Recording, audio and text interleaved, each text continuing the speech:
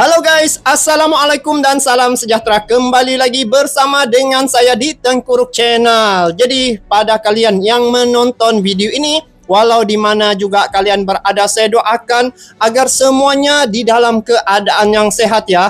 Jadi guys, hari ini Indonesia merupakan negara satu-satunya di ASEAN yang telah berjaya ke putaran ketiga untuk kualifikasi Piala Dunia 2026. Dan saat ini Indonesia mula disoroti, bukan sekadar sekitar di Asia Tenggara, malah dunia juga menyoroti ya pasukan timnas Indonesia ini, karena Indonesia satu-satunya yang telah sukses ya dari ASEAN ini untuk tembus ke kualifikasi untuk putaran ketiga kualifikasi Piala Dunia untuk tahun 2026. Nah guys, bagaimana persiapan pasukan timnas Indonesia ketika menentang pasukan lawan untuk putaran ketiga? Karena kalau dilihat ya, lawan untuk timnas Indonesia, saya lihat di situ ada Korea Selatan dan Kuwait. Dan untuk tim-tim lain seperti Qatar, Irak, Iran, Jepang, ya, Oman, itu merupakan satu tim yang begitu digeruni juga ya. Dan Indonesia, sekiranya dilihat dari ASEAN ini, Indonesia adalah the king ya, kira king untuk ASEAN.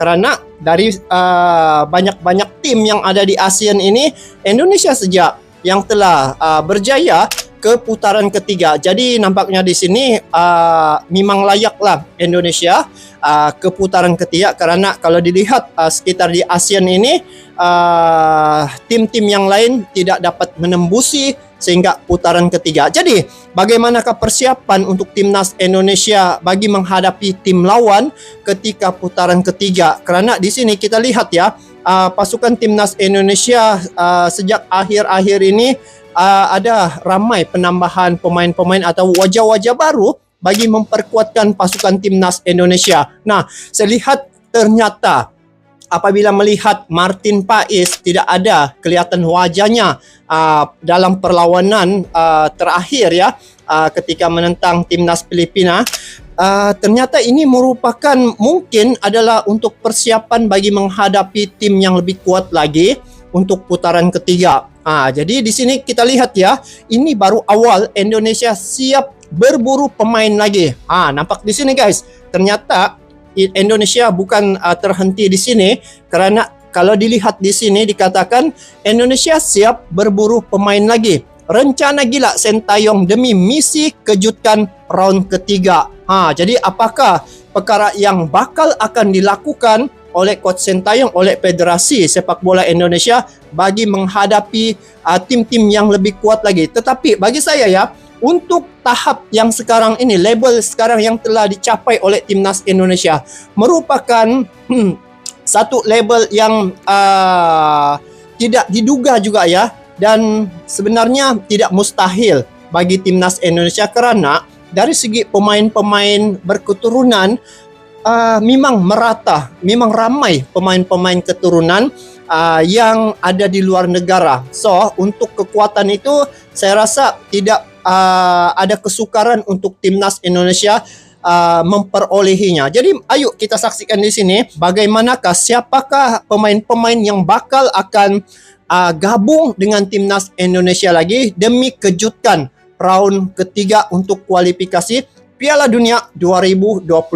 Jadi langsung kita saksikan dalam klip video ini.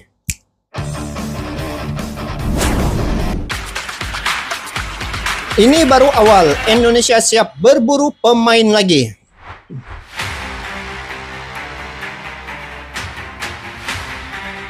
Tom Hai. Tapi baru-baru ini guys, memang pemain-pemain keturunan semua memberi nampak ya skill mereka masing-masing. Indonesia telah dipastikan lolos ke babak ketiga kualifikasi Piala Dunia, di mana hasil itu didapatkan setelah di pertandingan terakhir tim Garuda mampu menjungkalkan perlawanan dari Filipina. Dalam babak ketiga nanti, lawan yang akan dihadapi timnas adalah lawan yang lebih kuat dibanding sebelumnya. Maka dari itu, STY harus benar-benar mempersiapkan tim agar tidak menjadi bulan-bulanan di babak tersebut. pelatih asal Korea itu pun kini sudah memiliki gambaran dan siap menambah kekuatan di tim Indonesia. Dan untuk itu inilah rencana Sintayong untuk bisa survive di babak ketiga kualifikasi ini kita mau Piala tengok nih. Dunia. Apa strategi Coach Sintayong untuk babak ketiga? Karena saat ini apabila Indonesia mewakili ASEAN, jadi sekitar ASEAN ini turut mendoakan dan mengharapkan Indonesia dapat melakukan yang terbaik. Sebab saya rasa tidak keterlaluan bila saya katakan saat ini Indonesia adalah King of ASEAN. Gelar itu memang harus layak untuk timnas Indonesia.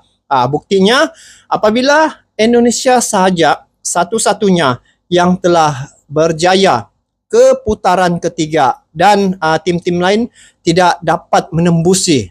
Jadi dia punya gelar adalah King of ASEAN. Kalian setuju atau tidak? Nanti kalian komen di bawah. Jadi kita lihat di sini dan kita juga ingin tahu apakah rencana Coach Sintayong untuk round ketiga ini. Jadi ini merupakan wakil ASEAN, guys. Jadi kita sama-sama mendoakan, mengharapkan Indonesia dapat melakukan yang terbaik. Jadi langsung kita lihat rencana Sintayong nih. Ya, setelah resmi dinyatakan lolos ke babak ketiga, Indonesia harus sadar jika mereka adalah salah satu tim yang peringkat FIFA-nya terendah. Selain itu, Indonesia juga harus siap berhadapan dengan negara-negara yang ranking FIFA-nya berada di angka 100 besar. Wow. Kalau dilihat di sini, guys, tengok pot 1. Wih, Jepang, Iran, South Korea. Kuat-kuat, guys. Inilah kalau nanti akan Indonesia temui siapa yang menang di sini. Jadi harap-harap untuk di sini Indonesia dapat memenangi juara grup. Jadi dia akan bertemu dengan juara-juara yang lain. Tapi tidak mustahil kan? Sebab kalau dilihat ya, atas kertas memanglah ranking dalam 100 besar. Dan terbukti baru-baru ini ya, saya ada mengikuti perlawanan ketika menentang Korea Selatan ya. Korea Selatan dibantai juga, guys, oleh timnas Indonesia. Sedangkan Korea Selatan ini jauh dia punya ranking. Lepas tu Jordan dan juga Australia.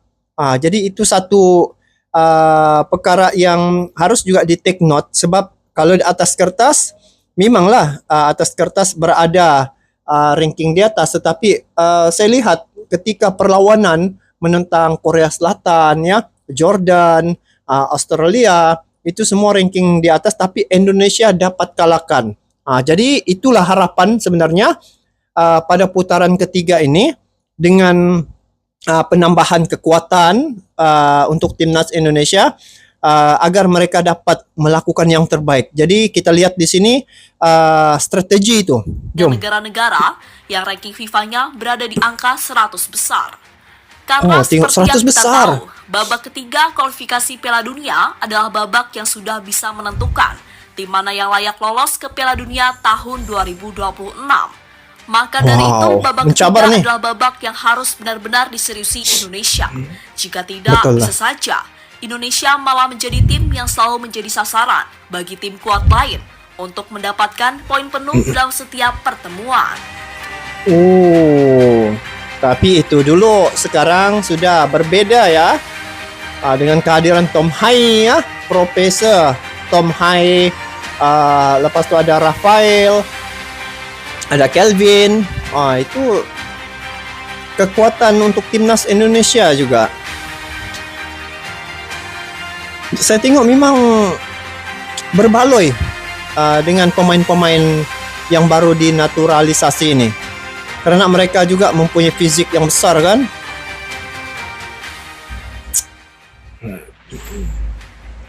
Hal itu tentu tak diinginkan oleh kubu Indonesia. Contohnya Erick Thohir.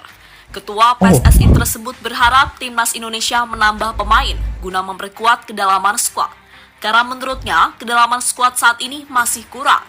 Hal itu diungkapkan oleh Erick Thohir dalam sebuah wawancara terbarunya dengan CNN. Erick Thohir juga menekankan pentingnya fisik serta mental dalam menghadapi babak ketiga nanti.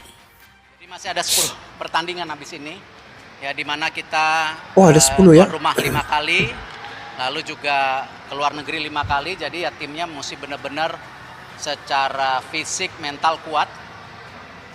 Tim kita belum 2 kali 11. Ya mungkin kalau dilihat kali masih 11. ada 18 yang 22. lainnya mesti ditingkatkan. Dan karena pertandingan di 18 negara Asia itu Sintayong setuju dengan rencana Erick Thohir.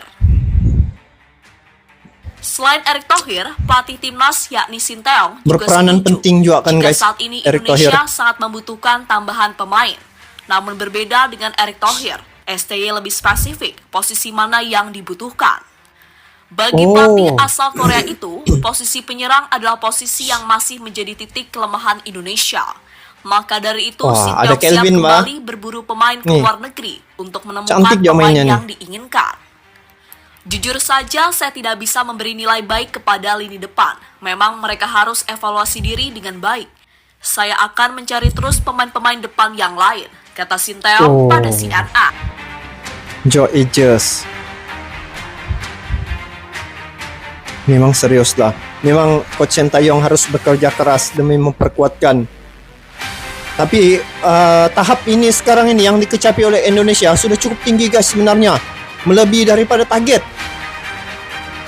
Tapi itulah rencana Pak Erick Thohir dan juga dengan penambahan kekuatannya Indonesia menampilkan yang terbaik. Posisi penyerang dan kiper memang masih kurang. Penyerang Selain dan penyerang, kiper. ternyata ada posisi lain yang dianggap masih kurang. Posisi itu adalah penjaga gawang. Posisi ini dianggap kurang karena penampilan itu yang Hernando Martin Ari Paes yang itu dalam kan? beberapa pertandingan terakhir sangat mengkhawatirkan. Maka Indonesia betul. harus mencari kiper baru untuk bersaing dengan Hernando. Sejatinya Indonesia sudah mendapatkannya, yakni dalam diri Martin Paes. Tapi sayang kiper Martin Dallas Paes. FC itu masih bermasalah dengan CAS, sehingga membuat dirinya belum bisa bermain untuk timnas. Saya rasa sempat tuh nanti. Sebab sudah proses kan? Sudah proses naturalisasi. Oke.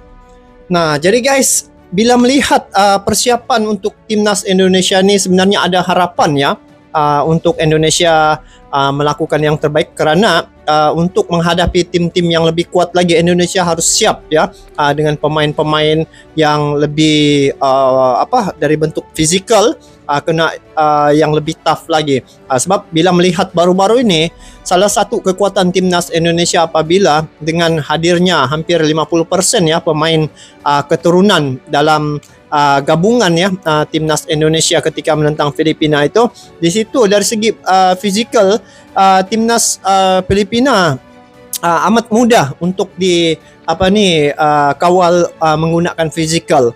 Itu satu teknik yang saya lihat dan untuk menentang tim-tim lawan untuk putaran ketiga ini sudah pasti pemain-pemain Eropa ini fizikal yang besar. Jadi apabila hadirnya pemain-pemain seperti Tom Hai ya, lepas tu Kelvin dan juga pemain-pemain keturunan ini mereka sudah terbiasa bermain di Eropa dan sudah pastinya untuk menghadapi tim yang akan dihadapi pada putaran ketiga ini mereka sudah rasa siap sedia ya dan itulah untuk mental saya rasa Indonesia sudah bersedia awal lagi karena pada tahun 2 tahun yang lepas saya ingat Indonesia telah mengundang ya Argentina ke Indonesia untuk lawan persahabatan ya. Jadi di situ Indonesia sudah mengasah mental awal-awal menentang tim yang nomor 1 dunia. Jadi bagi saya walaupun mungkin agak sukar untuk Indonesia menghadapi tim-tim yang kuat ini tetapi tidak mustahil bagi Indonesia buktikan karena atas kertas itu hanya atas kertas. Realitasnya apabila main yang sebenar itulah realitasnya bagaimana keputusan yang akan diperolehi dan saat ini kita semua ASEAN mendoakan agar timnas Indonesia dapat terus menuju ke babak-babak yang seterusnya. Jadi kalau dilihat di sini, Indonesia siap berburu pemain lagi. Memang satu rencana yang baik, dan juga rencana Sintayong ini bakal akan kita saksikan, dan juga kita doakan agar Indonesia dapat melakukan yang terbaik dan semoga tembus ke Piala Dunia. Jadi itu saja untuk kali ini guys. Kita bertemu lagi di video akan datang. Sampai jumpa lagi. Assalamualaikum warahmatullahi wabarakatuh.